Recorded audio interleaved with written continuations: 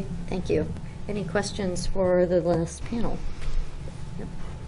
No? Senator Olson, you look like you're getting... First, you can have the next to last question.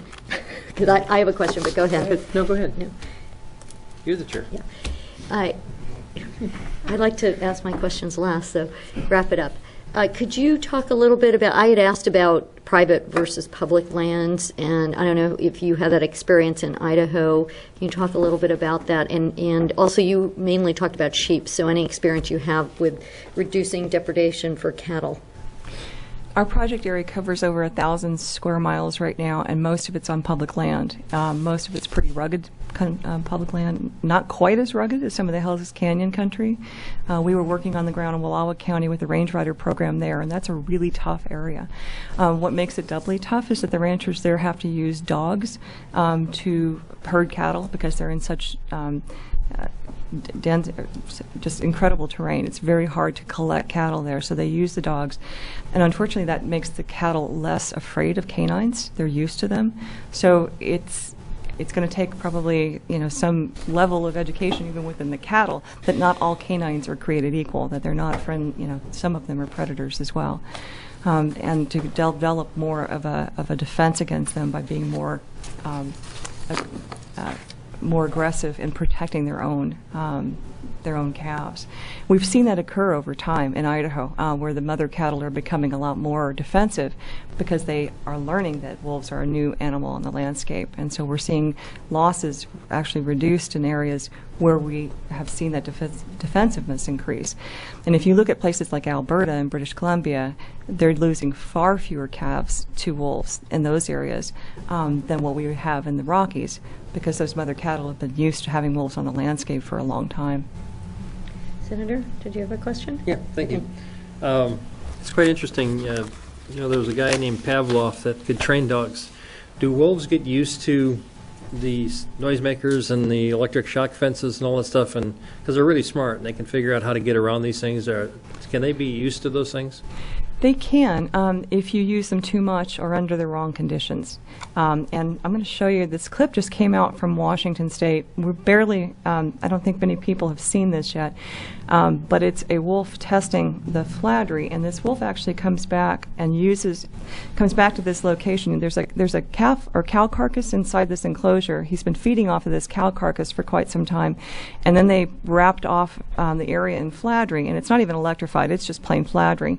And he comes back 17 times both during the night and day, and eventually he just decides to leave the whole area. Never penetrates this, even though it's just Fladry hanging there. I mean, he jumps over the barbed wire fence on the left-hand side, but he never penetrates the Fladry. And it's, I think it's convincing people that this stuff is a great tool, but you've got to use it. You've got to use it wisely. You can't just continue to expose wolves to it. You've got to mix them up, the tools that you're using with them, and this is pretty exciting for us because this is the first time we've ever seen video actually of this wolf coming in, or any wild wolf coming in and testing this stuff, and it showing that he just never ever goes over the fence. So it's great for things like calving grounds. It's great for things like isolating carcasses. And I guess this wolf was about 80 miles north of there. In this one, he's just standing there frustrated, trying to figure out how the magpie's getting in, but he's not. So, so you're trying to use their sense of risk, what they consider to be new, scary.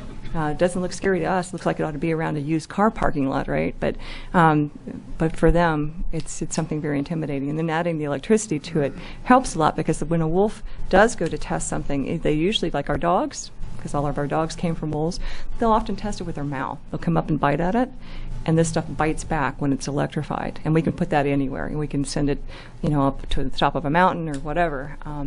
But you have to use the right tool, and Rod was absolutely right. There's places that you cannot use this stuff. You have to rely on other tools. Things like increased human presence, carcass removal is a really big one. Wolves have an incredible sense of smell, and so they will go back to the same area where they fed off of these, carcass piles, And they'll check those areas again and again, hoping they're going to get a free meal out of it. They're scavengers. So cleaning up carcasses is a really big deal, too. And we're doing that a lot with ranchers in Montana, helping them get those carcasses cleaned up so they don't attract wolves to their livestock. Paula? Are any of you ranchers?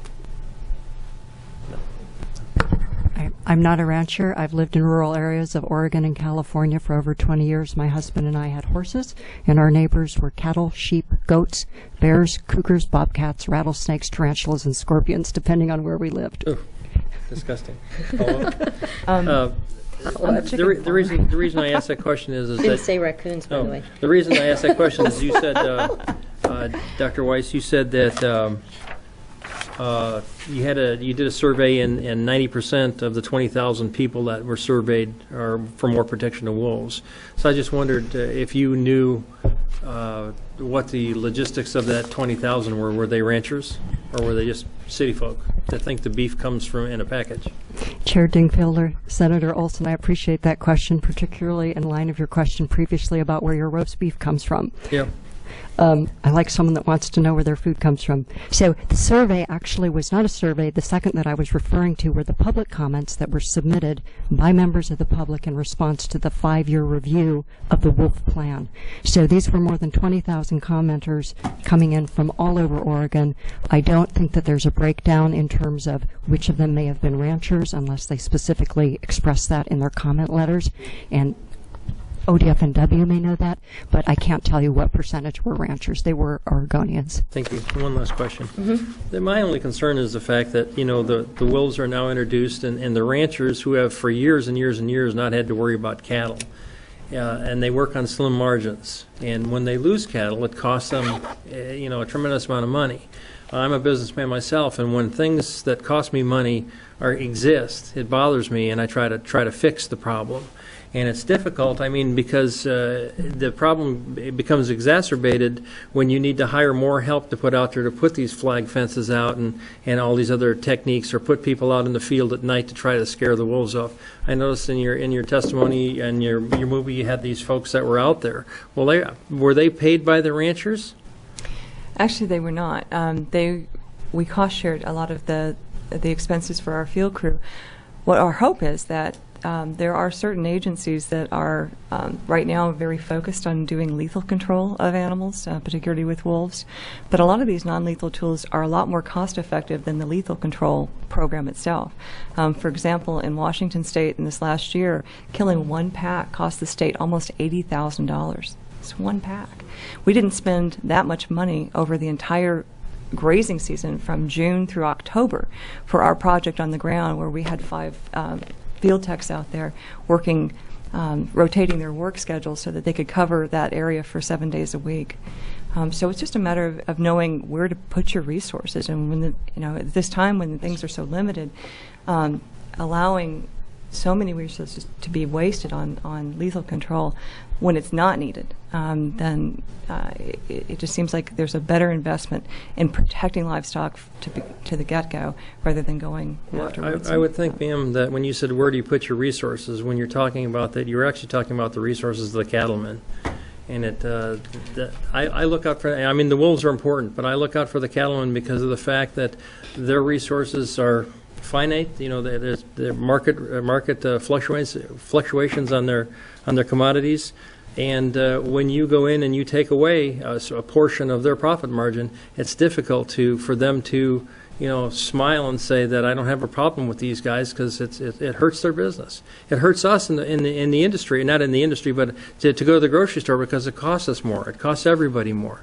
But there's probably is a solution to separate the two. Whether we get there, it is going to be a different story. I think Senator Hansel has a question. Actually, his comment, along with Senator Bates said earlier, I have a lifelong buddy that is a retired ODOT engineer from Central Washington, and he's been going into the Selway in northern Idaho for 30 years, and he stopped going because he said the game's gone. So my friends said the same thing. Yeah.